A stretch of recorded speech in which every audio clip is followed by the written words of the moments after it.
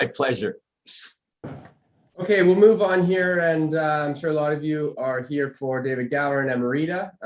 So David, I see you there. Let me just make sure you can unmute yourself. So first question from Doc Jones. Can you comment on the 5 land packages being added to the IBW project via public tender and their possible upside, historical production to the company? Yeah, okay. So we have expanded the land position around the IBW, the initial public tender there, where we have the 3 deposits. It extends the project. The IBW itself is about an 18 kilometer long claim block. We extended it another 12 kilometers to the west towards the Portugal border, and also picked up more ground around it.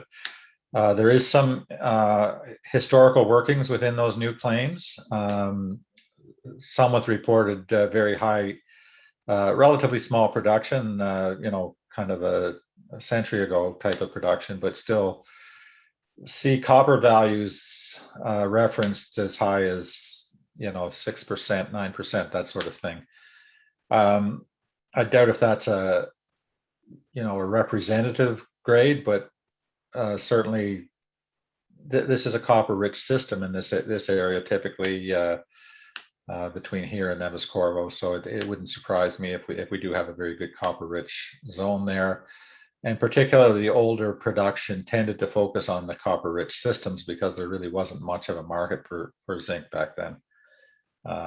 So most of the really older production focused on copper deposits. The status of the claims, we will get them. It's been confirmed. It's on the government website now that we are the approved bidder for that public tender, and that's basically how things are staked in Spain if they had been held in the past. It's going through the normal bureaucratic process that they go through. We would expect formal awarding of those claims, possibly even in the coming couple of weeks, or certainly by September, I think. We can start to do basic groundwork and geophysical surveys and that type of thing at that time. Before drilling, we have to go through that normal 30-day socialization process that's required in Spain. So it's a very strategic position for us. It does have mineralization on it. The focus will be on IBW itself initially, but this gives us some other targets, and everything is compact enough and close enough that anything that we find on those claims would feed into a central processing facility eventually. So the value of being able to do brownfield expansions, I think, really is important in terms of the potential for anything we find on those claims. Okay, great. There was another question here from Carl. From what I understand, the Los Frailes, I might be butchering that, mill is still standing.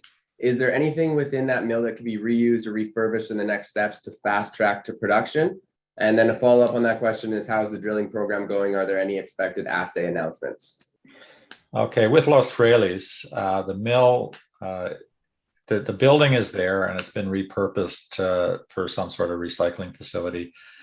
And it's not our intention to use that part of the property or anything else really to do with the historical liability, other than possibly the water treatment plant, which also is still there.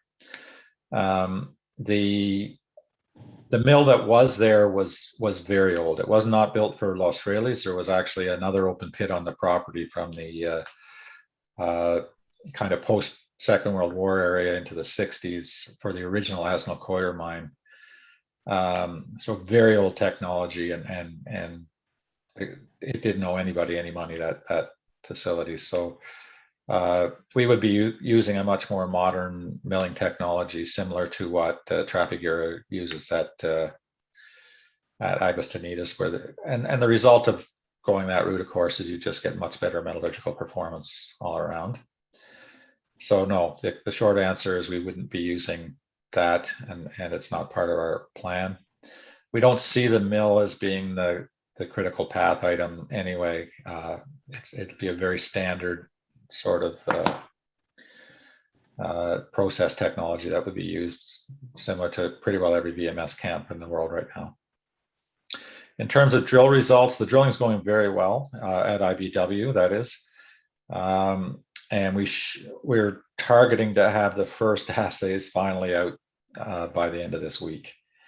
And now that the pump is primed, we should see very regular updates. So hopefully we'll get initial assays out probably Friday, and then perhaps late next week we'll get another batch of assays.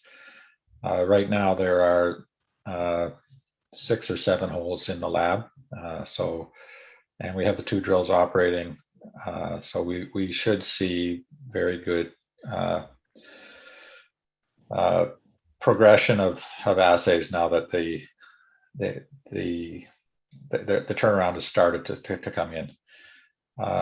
Once we start the drilling on Romanera later in the fall, we'll bring in 1 or 2 more drills, and of course that will continue to accelerate the news flow from that regard.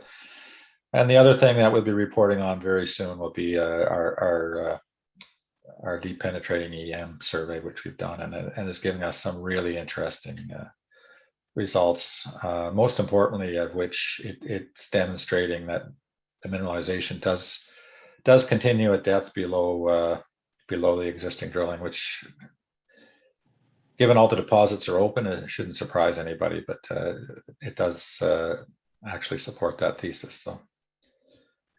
Okay, David, great. That's all we have for Emerita.